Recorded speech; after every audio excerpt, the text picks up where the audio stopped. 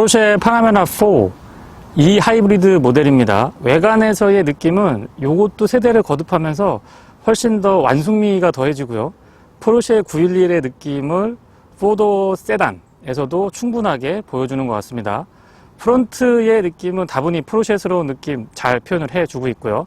본닛 뒤의 주름들도 살짝 보시면 공격적인 느낌으로 앞쪽에 모아지는 것을 보실 수가 있습니다. 하단부의 프론트 스커트의 마무리를 보시면 바디 컬러하고 조금 다른 재질들로 구성을 해주고 있는데요. 과한 느낌이 아니라 약간 절제를 하면서도 충분한 스포츠성을 발휘할 수 있도록 준비가 되어 있습니다. 헤드램프는 옵션으로 포함이 되어 있는 LED 매트릭스 빔 헤드램프가 적용이 되어 있고요.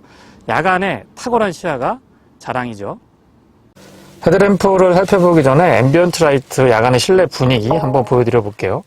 지금 잘 보시면 앰비언트 라이트가 대시보드를 중앙을 이렇게 가로지르는 그런 형태가 아니고 지금 발판 부분하고 도어 쪽 스피커 쪽에 테두리 부분에 앰비언트 라이트가 들어온 거를 보실 수가 있죠.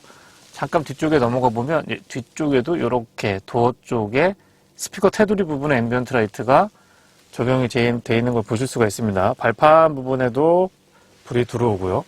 조명을 지금 여러 가지 컨트롤이 가능한데요. 첫 번째는 색상입니다. 따뜻한 화이트, 레몬 그린, 아틀란티스, 토파즈 블루, 파피레드, 다크 오렌지, 따뜻한 화이트 이렇게 컨트롤이 가능하고요.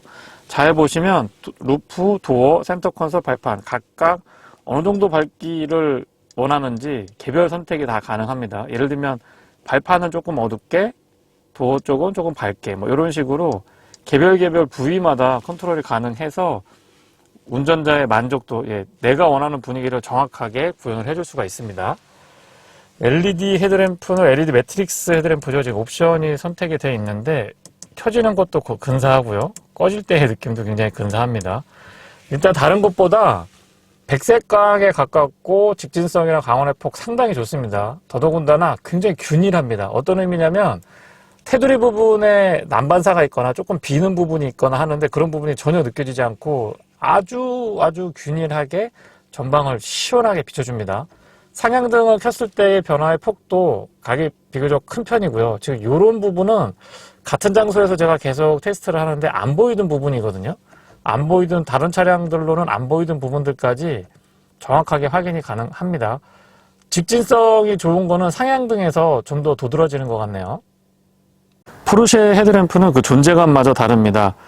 가운데 프로젝션이 굉장히 큼직하게 자리 잡고 있고 주변부에 4개가 이렇게 LED가 딱딱딱 구분이 되어 있는데 저게 굉장한 아이덴티티를 보여주고 있죠.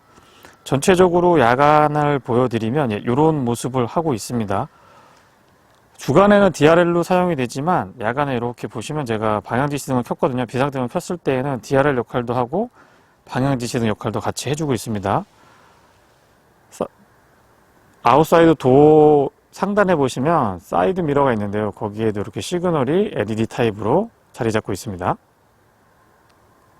후면부입니다. 길고 날카롭게 자리 잡은 테일램프가 인상적이고요. 역시 LED로 마무리가 되어 있습니다. 잘 보시면 방향지시등까지도 LED로 깔끔하게 차 등급에 맞게끔 마무리를 잘 해주고 있네요. 뒤쪽에서 보시면 확실히 날렵하고 넓고 스포티한 느낌, 야간에도 확연하게 차이가 납니다.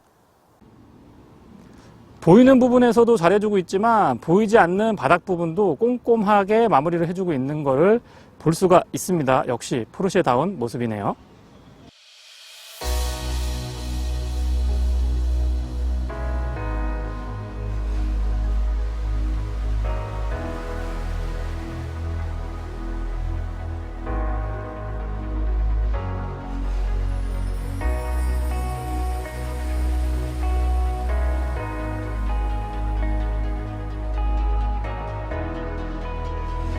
육기통 2894cc 엔진이 장착이 되어 있습니다.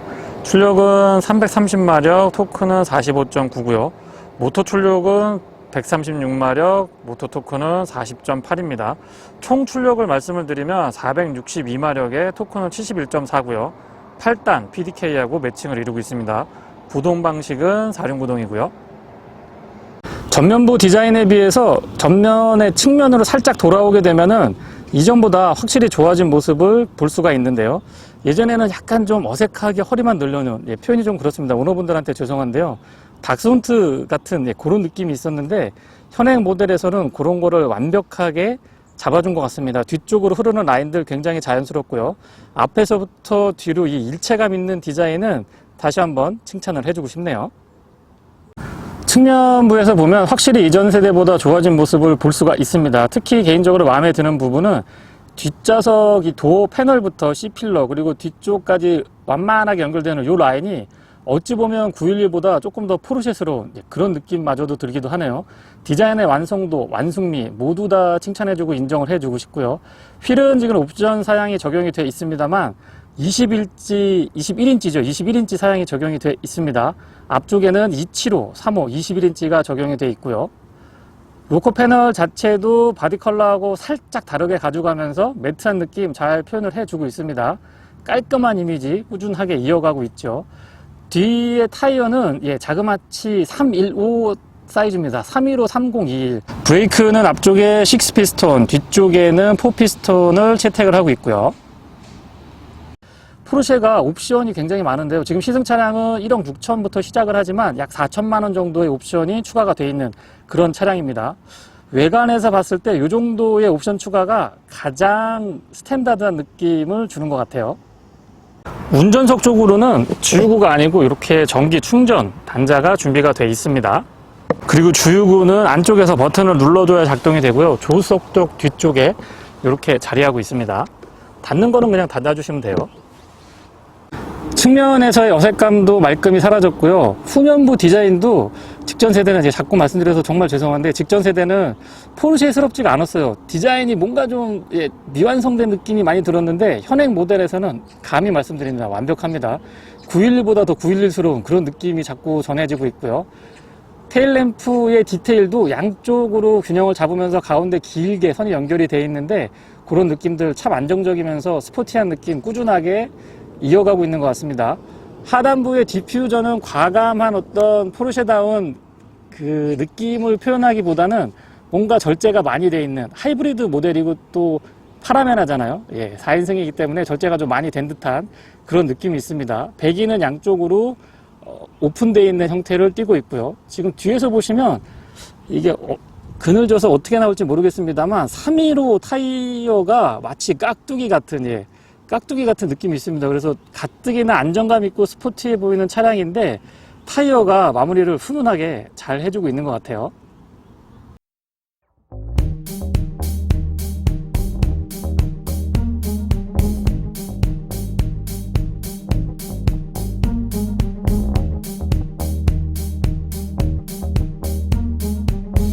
실내를 살펴보도록 하겠습니다. 스마트 키는 포르쉐의 라인을 고스란히 담고 있는 아주 재미있는 형태를 띠고 있습니다.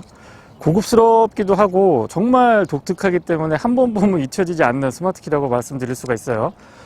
아웃사이드도 핸들의 스마트키 버튼은 지금 보시는 것처럼 음각으로 뒤쪽과 앞쪽 모두 적용이 되어 있습니다. 도어를 열었을 때의 느낌은 도어가 굉장히 뻑뻑하게 열리고요. 고스트 크로징이 옵션으로 선택이 되어 있습니다. 붉은 컬러의 가죽 시트는 스포티한 느낌을 한층 더 배가시켜주고 있고요. 헤드레스트 일체형 시트는 글쎄요, 편안함보다는 조금 더 스포티한 느낌을 추구하고 있지 않나 라는 생각을 해보게 됩니다. 버켓 타입으로 구성이 되어 있기 때문에 몸을 확실하게 잡아주고요. 안장은 조인까지도 조절이 가능합니다. 포르쉐가 이렇게 음각으로 새겨져 있는 것들 가죽에 보실 수가 있죠. 여기에는 또 에어백이라고 쓰여 있기도 하네요. 도어 쪽부터 설명을 한번 드려보도록 하겠습니다. 말끔하게 구성이 되어 있고 역시나 스포티한 느낌, 럭셔리한 느낌과 스포티한 느낌이 공존하고 있습니다. 이런 가죽의 재질 너무너무 좋고요. 이 그레인 같은 경우도 굉장히 스타일리시하게 잘 꾸며주고 있습니다. 만져보면은 이 촉감 같은 것들도 정말 신경을 많이 쓰고 있다는 느낌을 받아요. 가죽으로 쭉 마무리가 되어 있는데 이런 부분들은 포르쉐가 확실하게 잘 해주고 있는 부분입니다.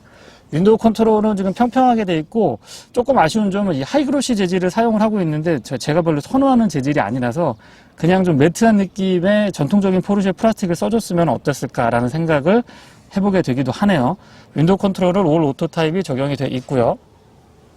내포켓은 의외로 구성이 나쁘지 않습니다.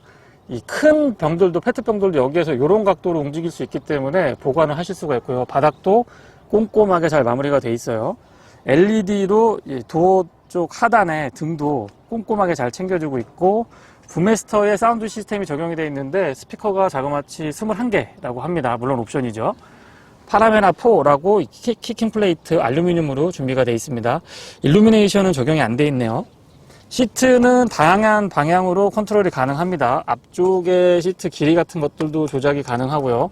지금 육안으로는 잘 안 보이실 것 같기는 하지만 시트 날개 부분의 조임까지도 미세하게 컨트롤 하실 수가 있습니다. 저는 시트에서 조금 아쉬운 부분을 말씀을 드리면 개인적으로 이 일체형을 선호하지 않습니다. 왜냐하면 목을 제가 원하는 대로 좀 받쳐줬으면 하는데 이 헤드레스트 일체형이라서 개인적으로는 조금 아쉽습니다. 근데 이런 부분도 또 선호하시는 분들이 계시니까 그거는 개인차가 조금 있을 것 같습니다. 시트의 기본적인 형상이라든가 되게 단순하게 생겼는데 몸을 말도 안 되게 잘 지지해줘서 그냥 인상적인 시트라고 생각을 합니다. 911 시트도 예전부터 보면 되게 단순하게 생겼거든요. 근데 안장의 어떤 이 텐션이라든가 특히 등받이의 이 척추를 지지해주거나 몸을 잡아주는 느낌은 시트가 크거나 복잡하지 않은데 정말 말도 안 되게 편하고 인상적인 시트였던 것 같아요.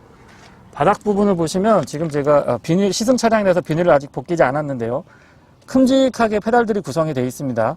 전통적인 방식의 오르간 타입을 채택을 하고 있고 금속하고 고무가 혼합되어 있죠. 스포티한 느낌을 잘 표현을 해주는 것 같습니다.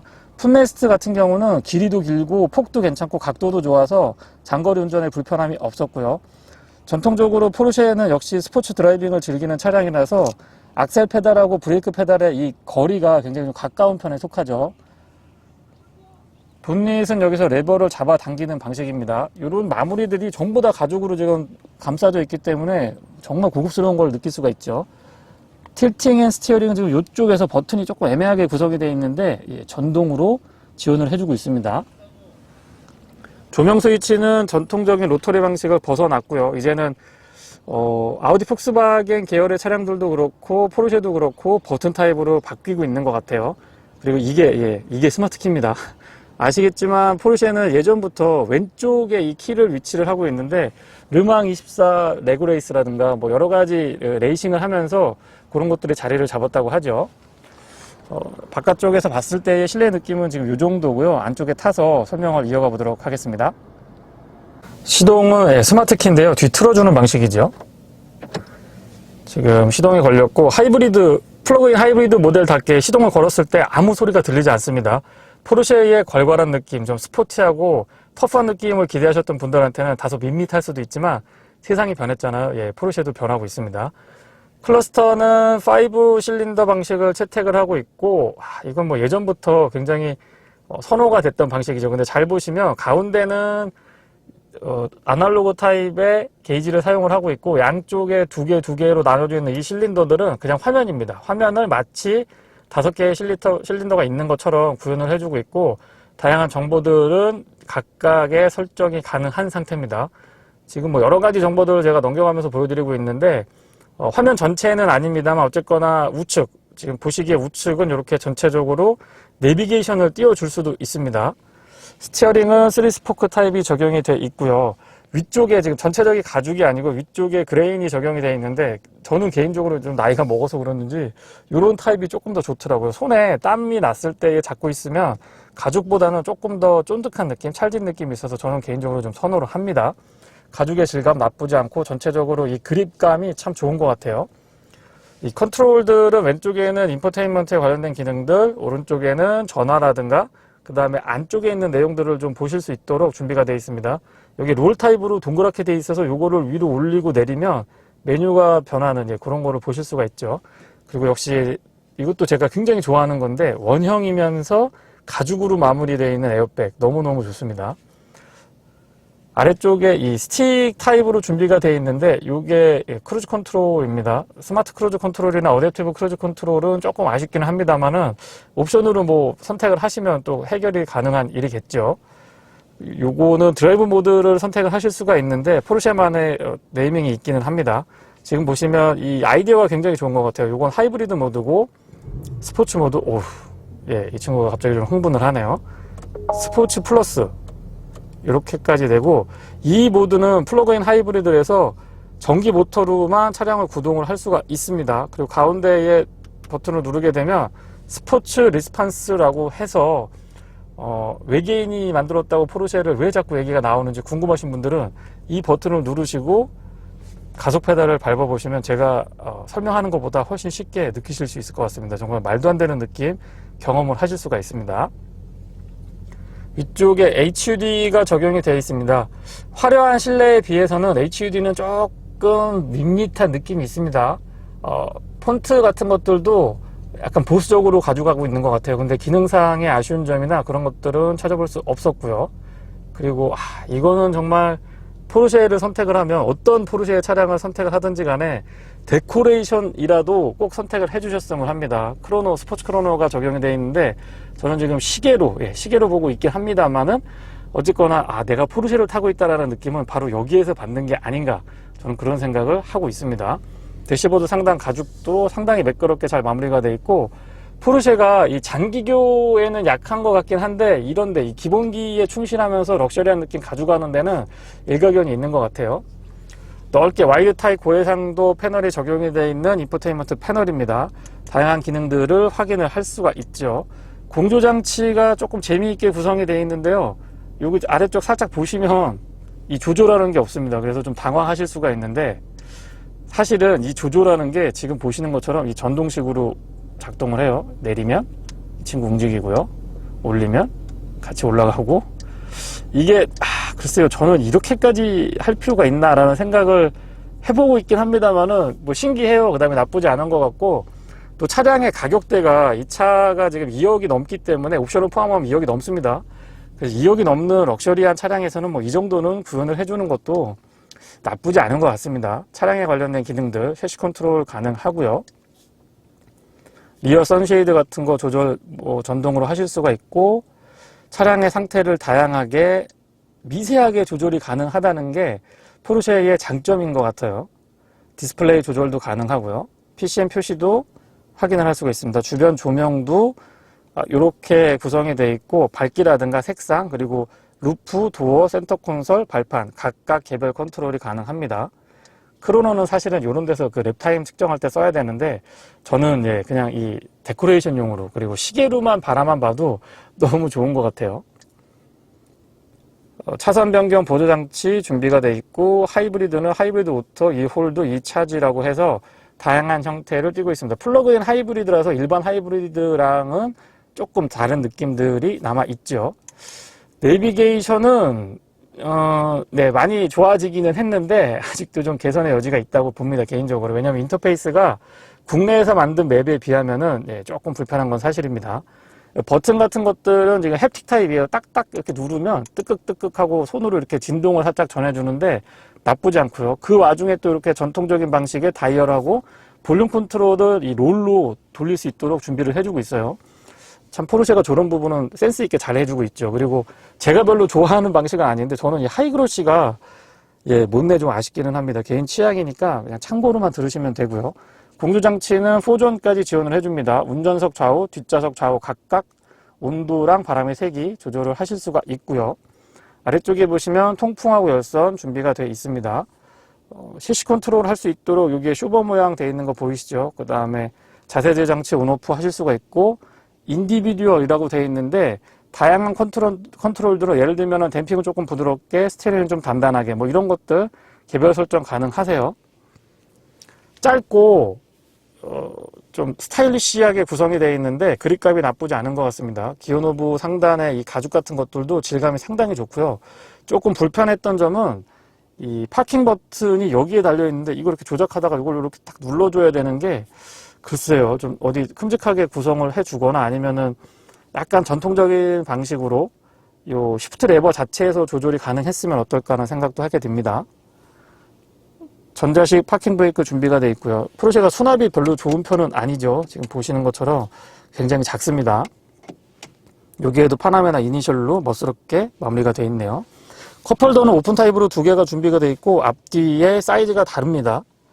그리고 이 센터 콘솔 자체가 보시면 센터 터널이 굉장히 높고 넓게 쭉 연결이 되기 때문에 암레스트까지도 일관성 있게 흐름이 좋습니다. 그리고 이렇게 팔 지지하기도 굉장히 편했고요. 안쪽의 공간은 다시 말씀드리지만 포르쉐가 공간에 그렇게 신경을 많이 쓰는 브랜드는 아닌 것 같아요. 12V 파워 아울렛, USB 단자, 옥스 단자 각각 준비가 되어 있고, 바닥이나 안쪽의 마무리는 참 고급스럽게 신경을 많이 쓴 걸 보실 수가 있죠. 요런데 끝부분의 마무리도 보시면 역시 포르쉐답습니다. 조수석 수납함은 여기서 잡아 당기는 방식이고요. 안쪽의 공간은 여기는 충분하게 확보를 해주고 있습니다. SD카드는 이쪽에서 넣으실 수가 있고, CD 타입의 매체들도 재생이 가능하죠. 볼펜 같은 거 여기에 보관하실 수도 있고, 벨벳으로 깔끔하게 처리를 잘 해주고 있습니다. 요런데 턱을 조금 이렇게 두고 있는데 그냥 깊이 있게 쭉 파 주셨으면은 훨씬 더 넓은 공간을 활용할 수 있지 않았을까라는 생각도 들긴 하네요. 뒷좌석 설명 이어가 보도록 하겠습니다. 참고로 이 차량은 고스트 크로징 도어가 적용이 돼 있죠. 윈도우는 내려보면은 끝까지 다 내려가고요. 지금 살짝 보여드리면 이중접합 차음 유리가 적용이 돼 있습니다. 끝까지 다 내려가죠. 앞쪽과 같은 디자인하고 재질을 사용하고 있고, 이 마감이라든가 마무리가 정말 좋습니다. 맵포켓은 앞쪽보다는 조금 아쉽지만 사용에 불편함은 없고요. 예전에 BMW에서 사용했던 방식인데 독특한 형태로 도어를 지지해주고 있습니다. 이 기능을 사용하면 어떻게 되냐면 지금 보시는 것처럼 굉장히 좀 뻑뻑하게 도어가 움직여요. 이렇게 뻑뻑하게 딱딱딱 이 순간 이렇게 고정이 되기 때문에 이 노면이 평평하지 않은 곳에서도 도어가 잘 지지되는 그런 장점이 있습니다. 혹시나 싶어서 말씀을 드리는데 파라메라 4는 4인승입니다. 앞쪽에 보시면 앞쪽에서 센터 터널이 뒤로 쭉 이어져서 여기까지 딱 끊어져 있고, 뒤에는 두 분만 타실 수가 있습니다. 세 분 타시면 안 돼요. 의외로 위쪽 공간도 여유가 조금 있는 편이라서 생각보다 답답하지는 않았습니다. 그리고 앞쪽하고 이 결을 같이 하는 헤드레스트 일체형 시트가 뒤쪽까지 굉장히 스포티하게 준비가 돼 있고요. 시트 컨트롤은 웬만한 차량들의 운전석 정도의 컨트롤이 가능합니다. 미세 조정이 가능하고요. 럼버 서포트까지 갖추고 있어요. 바닥은 비교적 평평하고 또 약간 파여있기 때문에 발 공간은 좋은 편입니다. 시트가 굉장히 아래쪽으로 이동이 가능한데 시트 포지션이 굉장히 낮게 잡을 수가 있거든요. 근데도 바닥이 좀 파여있기 때문에 발이 그렇게 불편하지는 않았습니다. 이 뒤쪽에서 보더라도 마무리가 어마어마하죠. 그리고 요런 데 보시면 가죽으로 다 감싸주고 있기 때문에 그 고급감을 훨씬 더 배가시켜주고 있습니다. 암레스트는 여기서 이렇게 잡아 당기시면은 내려와서 사용을 하실 수가 있고, 공간도 나름 또 수납 공간도 갖추고 있습니다. 요런데 은색으로 포인트를 주고 있는데 그런 마무리들도 고급감을 주는데 도움이 되는 것 같아요. 그리고 여기에 보시면 컵홀더가 있고 요거 닫아주시면 이것도 또 카본이네요. 닫아주시면 깔끔하게 보실 수가 있죠. 이 안쪽에 공간이 그렇게 막 효율적이다라고 보기는 조금 어렵습니다. 그리고 컵홀더가 이 높이가 낮기 때문에 페트병 같은 거 여기다 올려놓으시면 좀 불편하실 수도 있을 것 같아요. 12V 파워 아울렛 준비가 되어 있고, 공조장치는 각각 개별 컨트롤이 가능합니다. 조수석 뒤쪽, 운전석 뒤쪽, 온도랑 바람의 세기 개별 컨트롤 가능하고요. 뒷좌석 역시 3단으로 조절이 가능한데요. 열선 시트, 통풍 시트 준비가 되어 있습니다. 그리고 안쪽에 한번 타서 또 보여드려 보면, 일단 에어벤트가 요 가운데에 준비가 되어 있죠. 요게 지금 열렸는데 에어벤트가 준비가 되어 있고, 저 에어벤트 역시도 지금 전동으로 조작이 가능합니다. 그리고 역시 고급차답게 B필러에도 이렇게 에어벤트, 요거는 수동이에요. 그러니까 포르쉐 파라메라 타셔서 요 꼭지가 있으면 수동이고 꼭지 부분이 없으면 자동으로 움직인다고 보시면 돼요. 테두리 은색으로 은은하게 처리를 해줬는데 이런 부분 굉장히 마음에 듭니다. 벤틸레이션까지 구성을 한 것 같아요. 위쪽에서도 이렇게 구성이 되어 있고, 아래쪽, 그러니까 B필러에 보시면 이 아래쪽에서도 나오고 위쪽에서도 나옵니다. 창문 쪽으로 바라보고 있고요. 전체적으로 뒤에서 보시면 지금 보여드릴 때 약간 좀 막혀 있는데 굉장히 이 버킷 시트가 크지요. 보통은 여기에 끊어져 있고 여기서 이렇게 마무리가 포르쉐 그 시트들이 되는데, 요 친구 같은 경우는 굉장히 좀 웅장한 느낌 있습니다. 수평을 강조하고 있고요. 깔끔하게 마무리가 되어 있으면서 최신 트렌드들도 나름 또 반영을 해주고 있기 때문에 전체적으로 실내 분위기는 고급스럽고 스포티합니다. 그리고 뒤쪽에서도 보시면 역시 이 화면이 있어서 여기에서 다양한 컨트롤들을 하실 수가 있는데, 미디어라든가 공조장치 조절 가능하시고, 시트도 어떻게 할 건지, 보실 수가 있습니다. 내비게이션도 되네요. 내비게이션까지 뒤쪽에서 보여주고 있어서 앞쪽에 패널을 보지 않더라도 이 뒤쪽에서 간단한 기능들 보면서 터치 타입으로 앞쪽과 비슷하게 조작을 하실 수가 있는 장점이 있습니다. 심심하진 않을 것 같아요. 뒤쪽에 여기 딱 모니터가 있으면 더 좋을 것 같긴 한데 어쨌거나 이렇게 앉으면 보는 각도도 나쁘지 않고 편안하고 고급스럽게 사용을 하실 수가 있을 것 같아요. 파노라마 타입 선루프는 개방감이 좋은 편이고 앞쪽하고 뒤쪽 각각 실내의 롤스크린을 조절하실 수가 있습니다. 맵등은 역시 포르쉐의 디자인을 고스란히 가져가고 있고요. 사용했을 때의 느낌이라든가 전체적으로 기능적으로나 어떤 디자인적으로 부족한 점은 없었어요. 포르쉐 파나메라 4 이 하이브리드 모델을 시승하고 있습니다. 자동차 전용 도로에서 지금 달려보고 있는데요. 일단 상당히 부드럽고 묵직한 느낌, 그리고 마치 이 바닥에서 차를 꽉 잡아당기고 있는 그런 느낌이 듭니다. 그리고 승차감은 스포티한 느낌의 외관, 그리고 시트 자체도 스포츠 버켓 타입의 시트가 적용이 되어 있습니다. 물론 궁극적인 서킷을 주행하는 그런 좀 하드코어한 버킷은 아니지만은 편안함을 추구하면서도 안장에서 이 옆에 조임도 있고요. 등받이도 딱 몸을 잡아주는 그런 형태를 띠고 있어서 차는 굉장히 부드러운 세단부터 911의 느낌도 살짝 느낄 정도로 전 영역에서 굉장히 만족도가 높습니다. 세단과 스포츠카가 같이 있는 그런 차량이라고 생각을 하시면 될 것 같고요.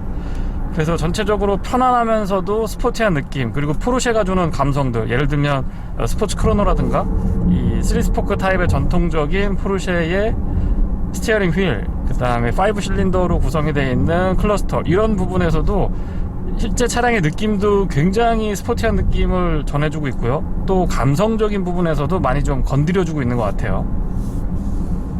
뒷좌석에서 시승을 이어가고 있습니다. 일단 앉았을 때 착자감 굉장히 좋고요. 좌우가 분리되어 있는 시트이기 때문에 앞좌석하고 거의 유사한 느낌의 편안함이 있습니다. 가운데 센터 터널은 조금 럭셔리한 이미지를 꾸준하게 이어가고 있고 스포티한 맛도 한껏 올려주는 것 같아요. 지금 화면에 어떻게 보이실지 모르겠습니다만 뒷좌석의 에어벤트도 별도로 이 모니터에서 컨트롤이 가능한데요. 여기에서는 열선하고 통풍 시트 컨트롤이 가능하고 미디어라든가 그다음에 공조장치, 시트를 어떻게 구성을 할지, 내비게이션까지도 간단하게 확인을 할 수가 있습니다. 굉장히 좋은 것 같아요. 이 뒤쪽에 모니터가 없더라도 여기에서도 다양한 기능들을 조절할 수 있기 때문에 답답하지 않습니다. 가운데의 에어벤트는 앞쪽하고 마찬가지로 전동으로 작동을 해주고 있고요. 앞쪽 파노라마 타입 선루프는 앞쪽하고 뒤쪽이 각각 커튼을 갖고 있어서 뒤쪽에서도 개별로 컨트롤이 가능합니다. 에어벤트는 센터에 하나, 그 다음에 B필러에 2개씩 각각 달려 있어서 총 5개가 있고요. 4전 컨트롤이 가능하기 때문에 운전석 조수석 뿐만 아니고 뒷좌석에서도 운전석 뒤쪽, 조수석 뒤쪽에 있는 사람이 원하는 온도를 편안하게 셋업을 할 수가 있습니다.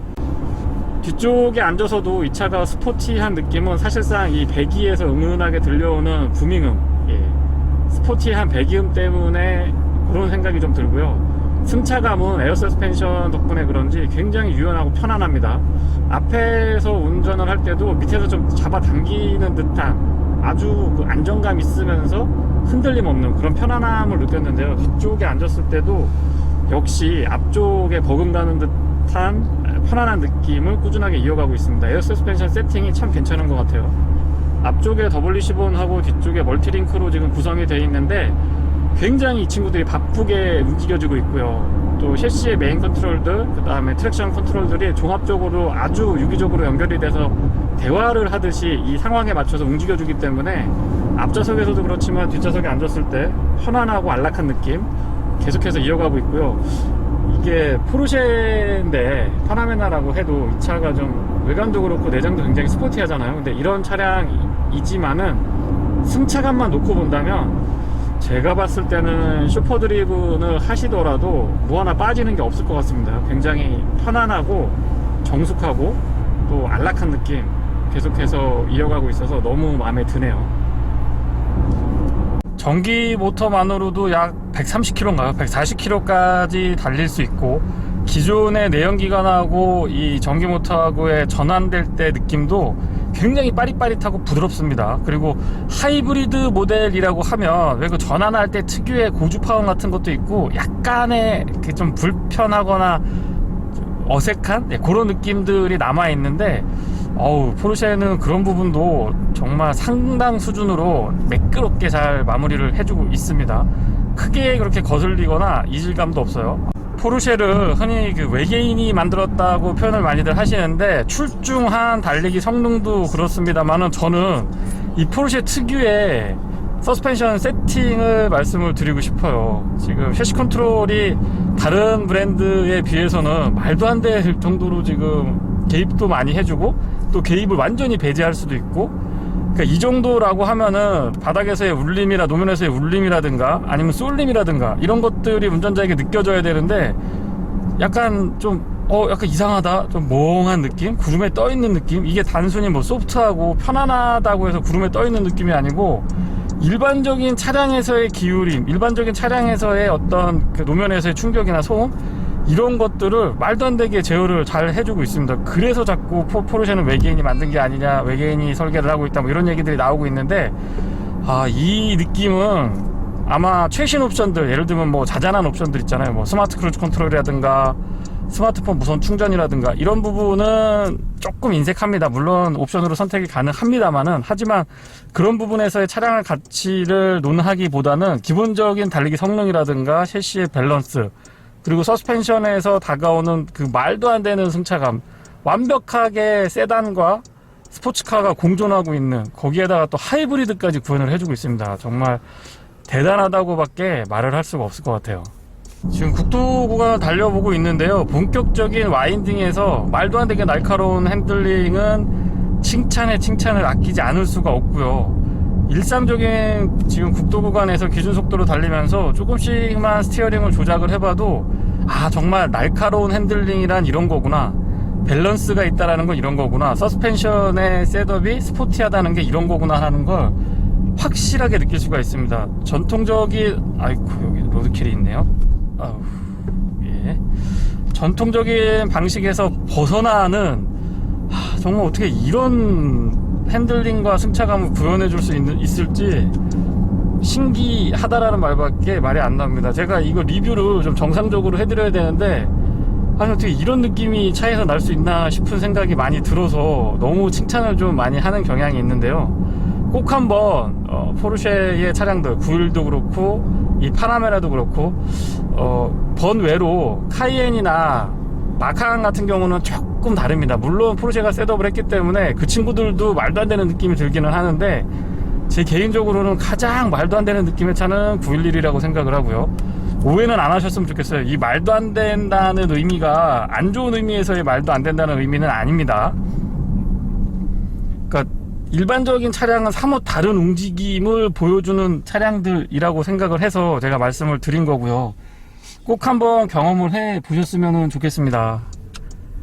이 핸들링이 어떻게 이렇게, 제가 좀 와인딩을 타면서 과격한 드라이빙을 즐기면서 설명을 좀 드리고 싶은데, 지금 국도에서 천천히 달리면서 이렇게 말씀을 드려서 전달이 좀 덜 될 것 같기도 합니다. 그렇기는 한데, 이 느낌은 정말 저속에서 조금만 꺾어봐도 이 스티어링이 보타 같은 것도 거의 느껴지지 않고요.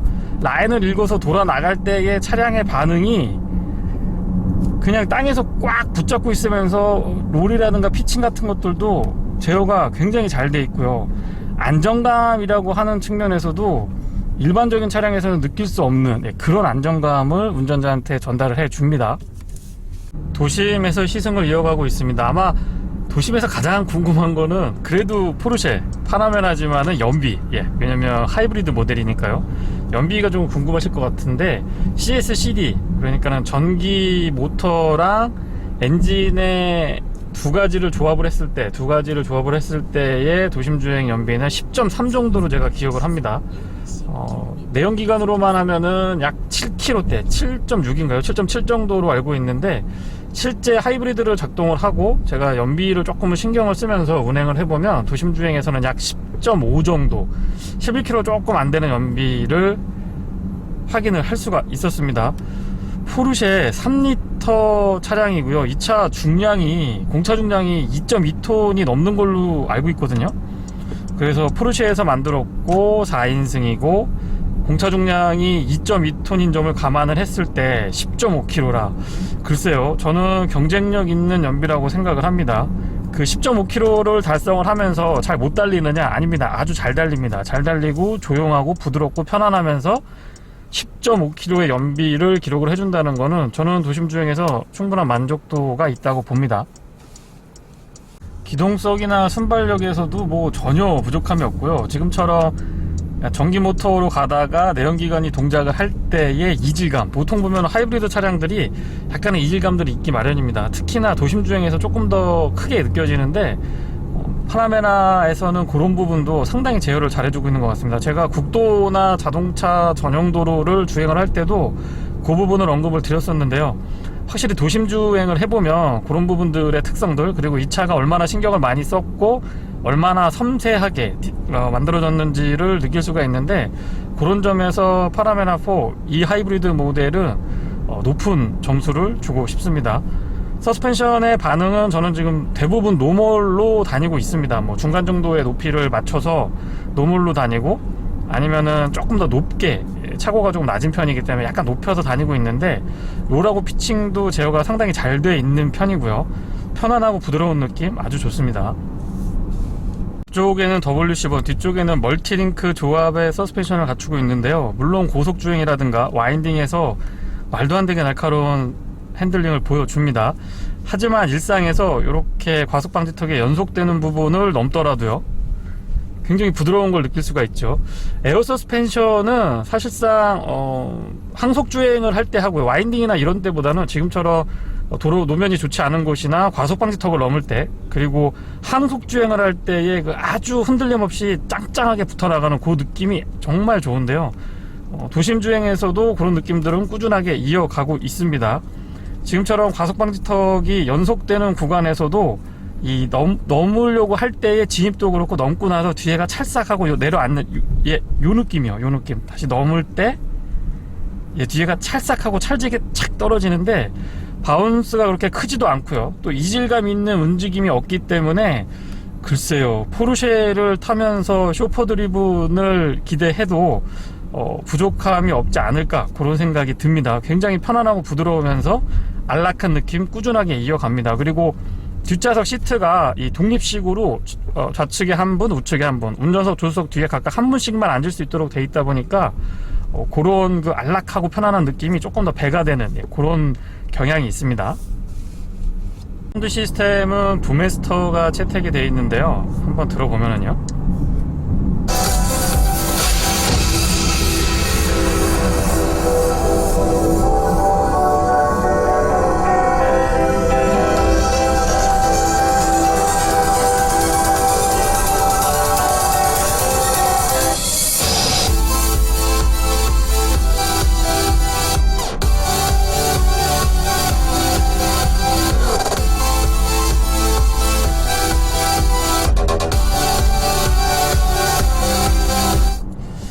지금 들어보신 것처럼 안 들리던 소리가 들립니다. 일반적인 차량에서 안 들리던 소리가 들리는데요, 제가 가끔 이 오디오 살짝 리뷰를 해드릴 때 안 들리던 소리가 들린다고 하는 차량들이 있습니다. 그만큼 이 해석력이나 해상도가 굉장히 뛰어나다는 걸 느낄 수가 있고요.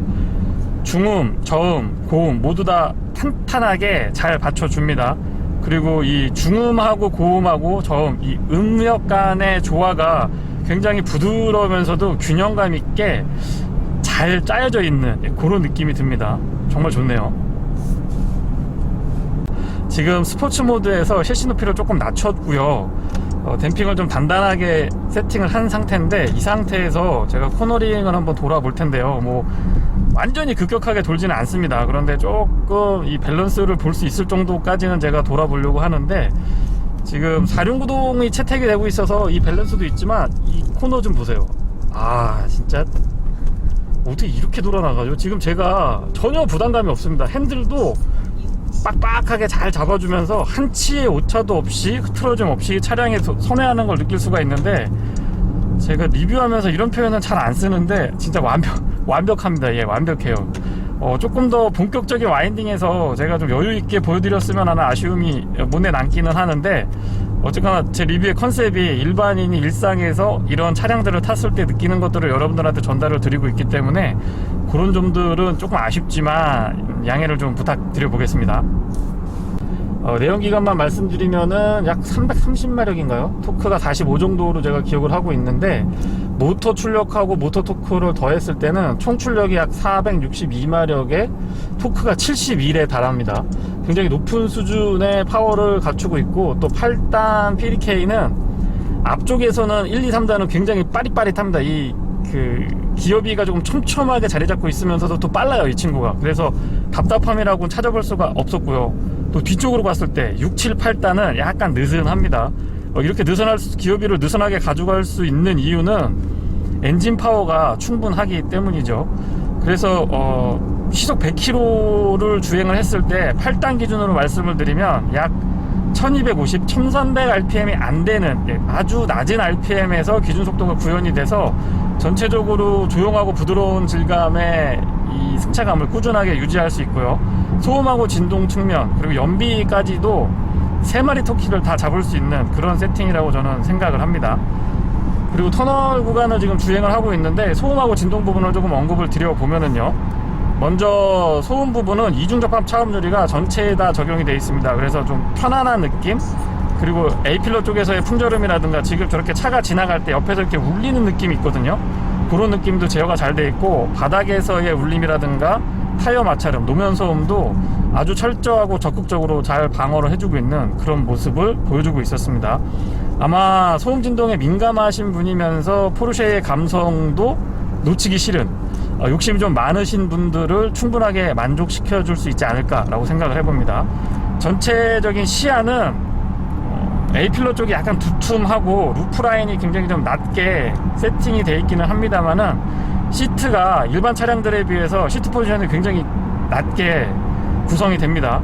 그래서 전체적으로 차량의 어떤 컨셉이 스포츠 지향형 차량이다 보니까 낮은 루프라인 덕분에 헤드룸이 좀 좁지 않을까라고 생각을 하는데요. 제가 운행 중인 W212 230보다도 헤드룸에 여유가 있는 편입니다.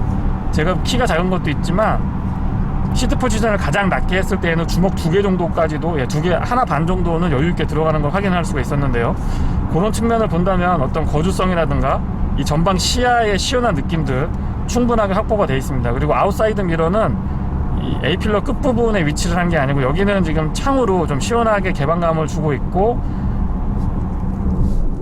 이 플래그 형태로 도어에 이렇게 플래그 형태로 고정을 해주고 있는데, 개방감도 충분히 개방감도 주면서 또 시야도 확보하고 있는 그런 느낌들 좋습니다. 전체적으로 운전 시야를 많이 안 뺏기고선 아웃사이드 미러도 확인을 할 수가 있고요.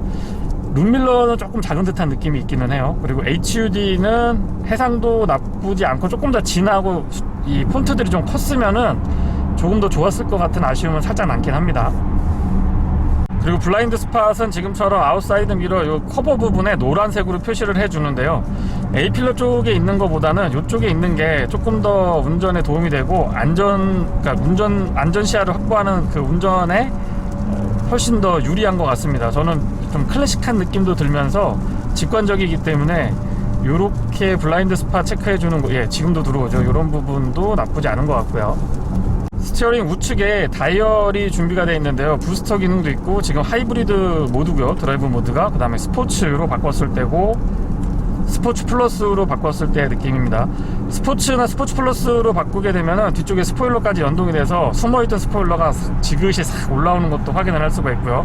지금처럼 시프트 다운을 해서 킥다운을 했을 때에 순간적으로 이 치고 나가는 느낌은 이 차 하이브리드 모델은 분명하지만 포르쉐입니다. 우리가 포르쉐라는 거를 잊으면 안 될 것 같아요.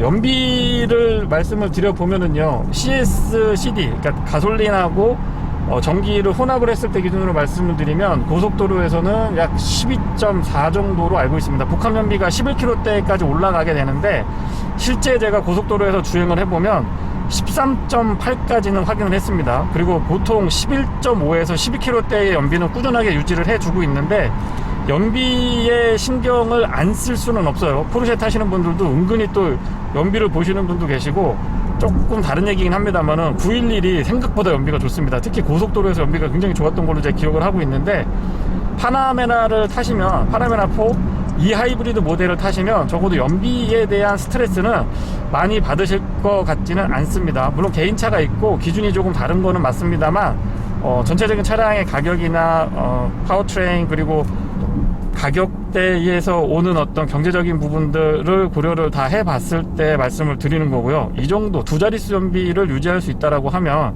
저는 어느 정도의 경쟁력은 갖추고 있다고 봅니다.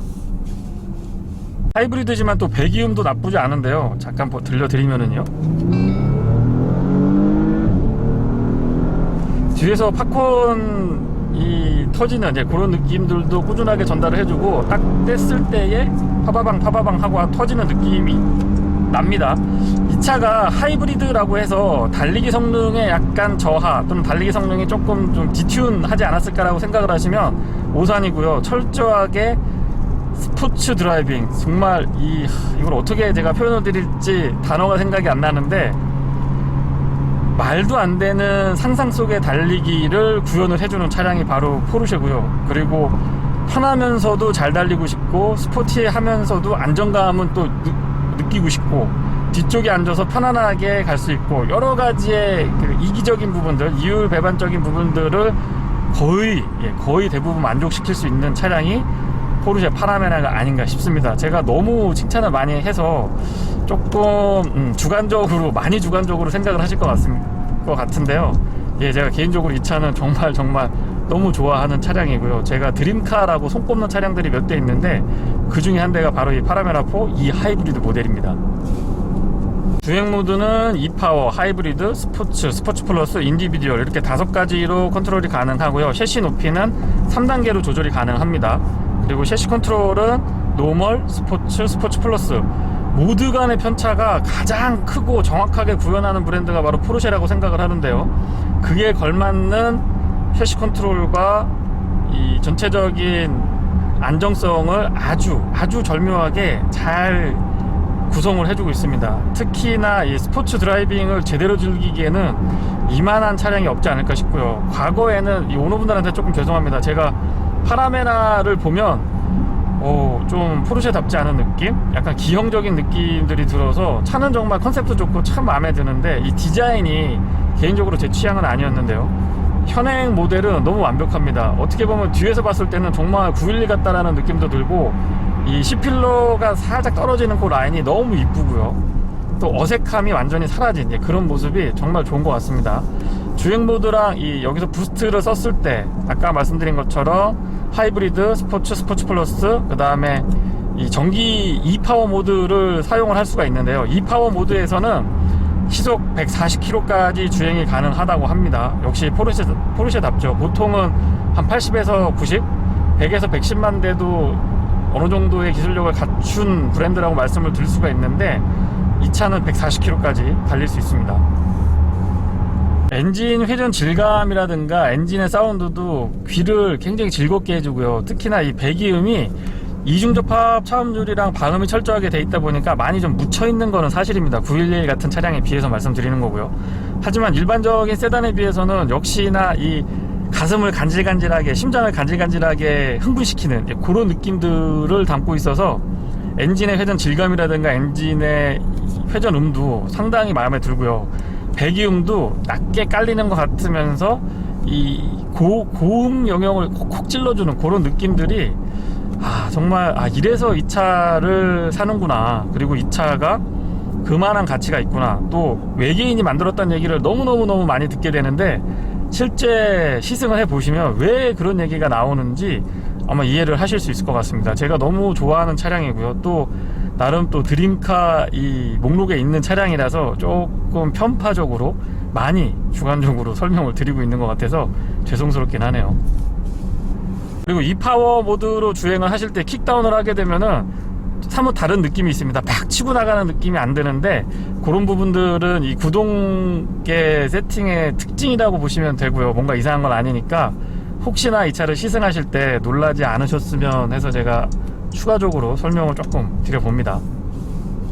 그리고 공조 장치가 좀 독특하게 준비가 되어 있습니다. 이게 전동으로 움직여 주는데요.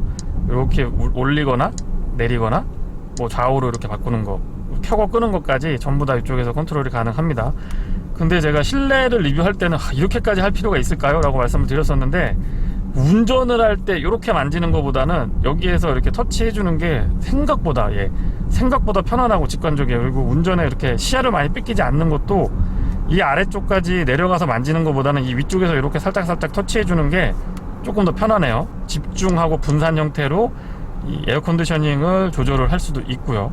그리고 화면에 살짝 보이실 것 같기는 한데요, 여기에 열선 시트하고 통풍 시트가 적용이 되는데 좀 특이한 게 두 가지를 다 켤 수가 있습니다. 그러니까 다시 말씀드리면 열선도 3단으로 작동을 했는데 통풍도 3단으로 같이 들어오게 돼 있어서, 글쎄요, 이거를 그러니까 차갑고 따뜻한 거를 동시에 즐기려고 할 때 써야 된다고 말씀을 드려야 될지 어떨지 모르겠습니다만 조금 독특합니다. 어떻게 보통 보면은 열선을 작동을 하게 되면 이 통풍은 꺼지고 통풍이 작동이 되면 열선이 꺼지는데 두 개가 동시에 다 들어오네요. 사람마다 보는 시야가, 이 시선이 다르기 때문에 조금 개인차가 있을 수 있습니다. 근데 제가 느꼈던 포르쉐 파라메라 4 이 하이브리드 모델의 단점은 뭐 한 3가지 정도 언급을 드릴 수 있을 것 같아요.